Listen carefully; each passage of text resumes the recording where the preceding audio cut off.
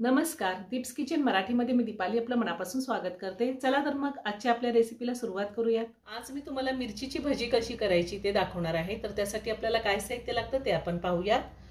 मी ती मिरची घेतलेली आहे। मिरची स्वच्छ धुवून पुसून त्यानंतर अशी मधोमध कट देऊन घेतली आणि मधल्या बिया काढून घेतलेल्या आहेत।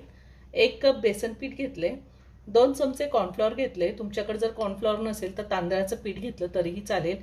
1 चमचा धने जिरे पावडर घेतली, पाव चमचा हळद, चिमूटभर बेकिंग सोडा घेतलाय मी, थोडी बारीक चिरलेली कोथिंबीर, चवीनुसार मीठ लागणार आहे आणि भजी तळण्यासाठी आपल्याला तेल लागणार आहे। आता एका बाउल मध्ये मी हे धने जिरे पावडर काढून घेतले, त्यातच आपल्याला थोडं मीठ घालायचे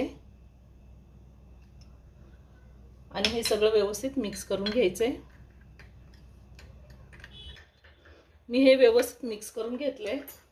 आता या मिरचीमध्ये आपल्याला धने जिरे पावडर आणि मीठ लावून घ्यायचे। तुम्ही नुसतं मीठ सुद्धा लावून घेऊ शकता। असं मीठ लावून घेतलं, धने जिरे पावडर घातलं तर भजी खाताना सपक लागत नाही, छान टेस्ट येते। सगळ्या मिरच्यांना मी धने जिरे आणि मीठ लावून घेतलेलं आहे। मी ते एक बाउल घेतलाय, त्यामध्ये बेसन पीठ काढून घेते। त्यातच कॉर्नफ्लॉवर घेऊया, हळद आपल्याला थोडीच वापरायची। बेकिंग सोडा पण मी 2 चिमूटच घेतलेला आहे, नाही घातला तरीही चालेल आणि चवीनुसार मीठ लागणार आहे। त्यासोबत थोडी कोथिंबीर घातली। आता थोडं थोडं पाणी घालून हे पीठ आपल्याला भिजवून घ्यायचे। आपल्याला एकदम पातळ सुद्धा नाही करायचं मिश्रण आणि जास्त घट्टही नाही करायचं। मी हे पीठ व्यवस्थित भिजवून घेतले। आपल्याला असंच पीठ हवं आहे, जास्त घट्टही नाही आणि जास्त पातळही नाही। तुम्हाला आवडत असेल तर यामध्ये तुम्ही पाव चमचा ओवा सुद्धा घालू शकता किंवा अर्धा चमचा लाल मिरची पावडर वापरली तरीही चालेल। आता 2 मिनिटं मी एकाच डायरेक्शन मध्ये हे पीठ चांगलं फेटून घेणार आहे। 2 मिनिटं मी पीठ चांगलं असं फेटून घेतलेलं आहे। आता आपण भजी करूया।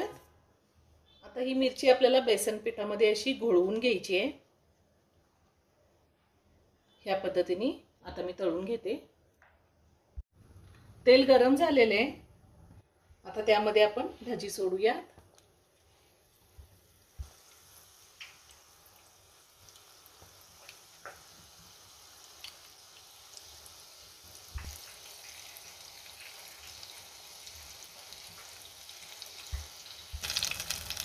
गॅसची फ्लेम मीडियमवर ठेवून मी ही भजी चांगली कुरकुरीत होईपर्यंत तळून घेणार आहे।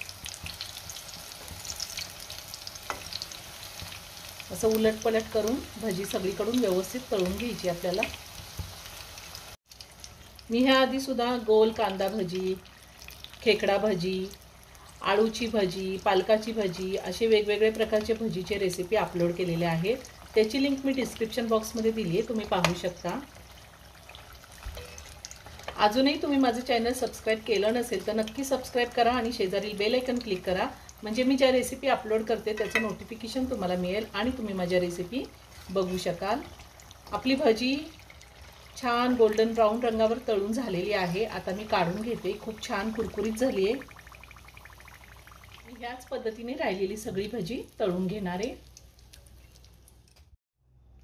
खमंग कुरकुरीत अशी मिरचीची भजी तयार करून झालेली आहे। खूप छान कुरकुरीत झाली आहे। तुम्हाला एक भजी मी तोडून दाखवते, हे पहा। तुम्ही नक्की करून पहा। व्हिडिओ जर आवडला तर व्हिडिओला लाईक आणि शेअर करायला विसरू नका। रेसिपी आवडली असेल तर कमेंट करून नक्की कळवा।